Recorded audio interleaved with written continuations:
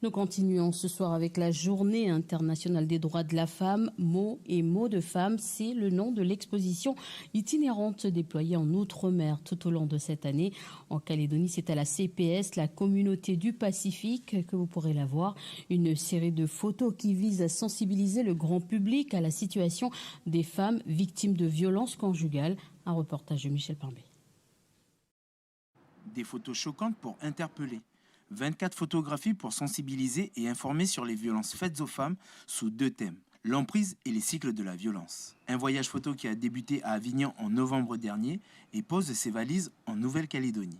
Et cette exposition, elle est particulière parce qu'elle repose sur des photos qui sont parfois choquantes, qui sont parfois violentes, qui montrent des scènes de vie de tous les jours et qui, par ailleurs, montrent les violences physiques que peuvent subir les femmes.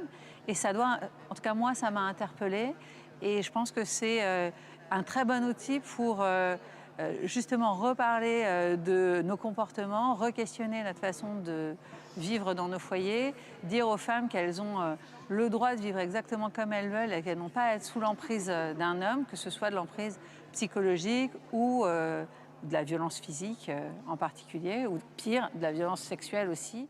Cette exposition est à l'initiative du collectif Mots et mots de femmes et ses 500 marraines issues du monde politique, artistique ou encore médiatique.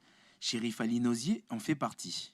J'ai pour habitude d'être dans la prévention. En fait, on prévient, on alerte, on fait des actions, on va crier à droite à gauche, etc. Mais une fois qu'on est dans la tombe, c'est trop tard en fait.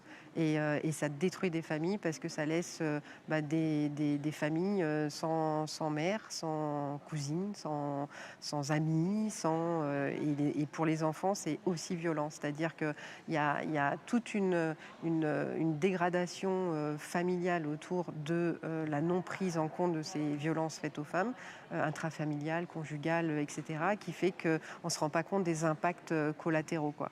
Mais une fois qu'on est dans la tombe, c'est trop tard. Selon la communauté du Pacifique, en Mélanésie, dont la Calédonie fait partie, 63% des femmes sont victimes de violences physiques ou sexuelles. En 2020, 1400 plaintes pour violences conjugales ont été enregistrées par les forces de l'ordre en Nouvelle-Calédonie, soit une hausse de 27% de plus qu'en 2019.